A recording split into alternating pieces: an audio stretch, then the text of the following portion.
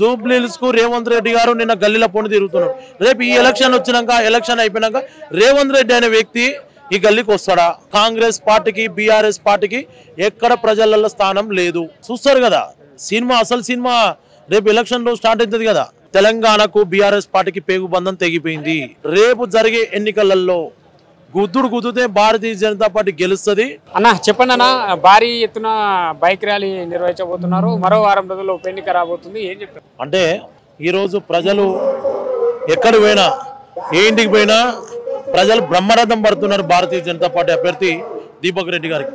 ఈరోజు ఈ ర్యాలీ ఇలా ప్రజల దగ్గరికి ఒక ఆశీర్వాదం కోసం ఇలా దీపక్ రెడ్డి గారే కానీ, కేంద్ర మంత్రి కిషన్ రెడ్డి గారే కానీ భారతీయ జనతా పార్టీ గెలిపియాలని ఇలా భారతీయ జనతా యువమోర్చా ఆధ్వర్యంలో దాదాపు 500 వెహికల్లతోని బైక్ ర్యాలీ కార్యక్రమం నిర్వహించడం జరుగుతుంది. ఇట్లే కాకుండా భారతీయ జనతా పార్టీ ఇలా ప్రజల్లోకి పోతుంటే ఇక్కడ ప్రజలు బ్రహ్మాండంగా స్పందిస్తున్నారు. ఎందుకంటే కాంగ్రెస్ పార్టీకి అవకాశం ఇచ్చినాం గతంలో, బీఆర్ఎస్ పార్టీకి 3 టర్మ్ల అవకాశం ఇచ్చినాం, కానీ ఈసారి మాత్రం భారతీయ జనతా పార్టీకి అవకాశం ఇస్తామనే ప్రజలలో చర్చ కనబడుతున్నది.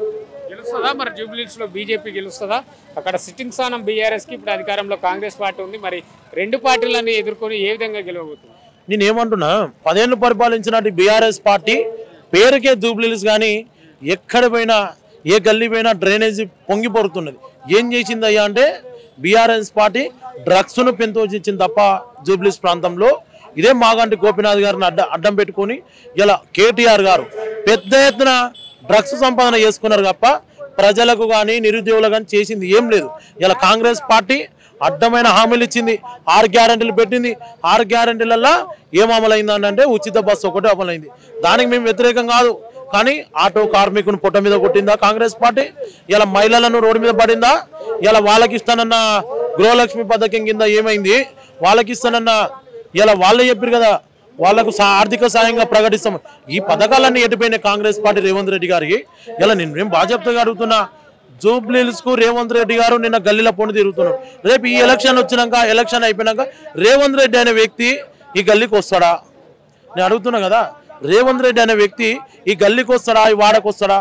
ఇలా తెలంగాణ ప్రజల్ని, ఇలా జూబ్లీహిల్స్ ప్రజల్ని ఇలా మధ్యపెట్టి ఇలా ఓట్లు దండుకునే ప్రయత్నం చేస్తున్నారు తప్ప జూబ్లీహిల్స్ లో ఎక్కడ కాంగ్రెస్ పార్టీకి బీఆర్ఎస్ పార్టీకి ఎక్కడ ప్రజలలో స్థానం లేదు. ఇలా క్లియర్గా అర్థమవుతుంది. భారతీయ జనతా పార్టీ అభ్యర్థి రేపు గెలిస్తే నిరుద్యోగుల కోసం కొట్లాడతాడు. భారతీయ జనతా పార్టీ అభ్యర్థి గెలిస్తే మా కోసం పోరాడతాడు. భారతీయ జనతా పార్టీ అభ్యర్థి గెలిస్తే అసెంబ్లీలో ఒక ప్రశ్నించే గొంతుకగా తయారవుతారన్న క్లియర్గా ప్రజలలో చర్చ జరుగుతున్నది. కాబట్టి రేపు జరిగే ఎన్నికలలో గుద్దుతే భారతీయ జనతా పార్టీ గెలుస్తుంది. Congress party BRS party mind ఖరాబ్ అయిపోతుంది. గెలుస్తుందా?